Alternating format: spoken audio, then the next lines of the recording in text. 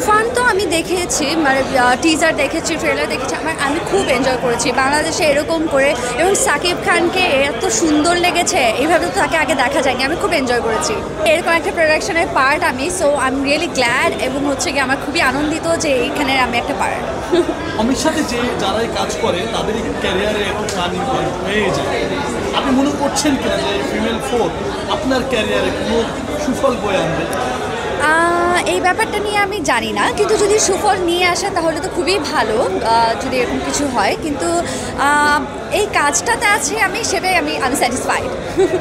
দেশ ভাই যে এরকম একটা ক্যারেক্টার করতে পারে আমরা কখনো আগে দেখিনি। আমি ওনাকে খুবই এনজয় করেছি, স্ক্রিনে ওনাকে দেখতে খুবই ভালো লাগছিল এরকম অদ্ভুত একটা ক্যারেক্টারে।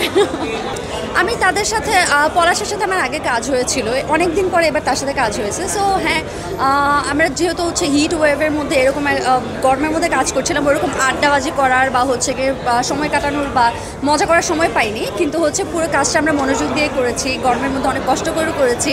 আমি আশা করছি দর্শকরা পুরোটা ফল দেখতে পারবে স্ক্রিনে। এবার ঈদে ফিমেল 4 অন্যান্য আমরা দেখছি যেটা বঙ্গতে ওই ফিল্ম হিসেবে যাচ্ছে, এরপর বড় পর্যায়ে আসছে তুফান, রিভেঞ্জ, আরও অগান্ত অনেক সিনেমা। তো তার মধ্যে সবচেয়ে আলোচিত সিনেমা এবার আসছে তুফান। হ্যাঁ হ্যাঁ, এটা নিয়ে আসলে যেমন ফিমেল 4 অনেক হাইপ ক্রিয়েট করেছে, তুফানও হাইপ ক্রিয়েট করেছে। ফিমেল 4-এর পাশাপাশি তুফানের টিজার বা গানটা দেখা হয়েছে। তুফান তো আমি দেখেছি, মানে টিজার দেখেছি, ট্রেলার দেখেছি, আমি খুব এনজয় করেছি বাংলাদেশে এরকম করে। এবং সাকিব খানকে এত সুন্দর লেগেছে, এইভাবে তো তাকে আগে দেখা যায়নি। আমি খুব এনজয় করেছি। কেমন আশাবাদী যে বাংলা ফিল্মের এত বড় আকারে হচ্ছে, কেমন আশাবাদী? আমি অ্যাকচুয়ালি যেটা আমার কাছে মনে হয়, সব ধরনের সিনেমা হওয়া উচিত। যে একদিকে একদম এরকম অ্যাকশন সিনেমা, আরেকদিকে লাভ স্টোরি এবং হচ্ছে সব টাইপের সিনেমা হোক, তখনই একটা ইন্ডাস্ট্রি অ্যাকচুয়ালি আগে এগোতে পারে, সামনে এগোতে পারে। সো সেভাবেই রাফির এই সিনেমা হচ্ছে তার মতো করে অ্যাকশনটা দেখিয়েছে এবং আমি খুব এনজয় করেছি। এটা এরকমই সিনেমা, সব ধরনের সিনেমা হোক। তুফানে শাকিব খানের যে লুক দেখানো হয়েছে এখানে, এটা আসলে কেমন লেগেছে মনে হচ্ছে আপনার কাছে? খুব ভালো লেগেছে আমার কাছে।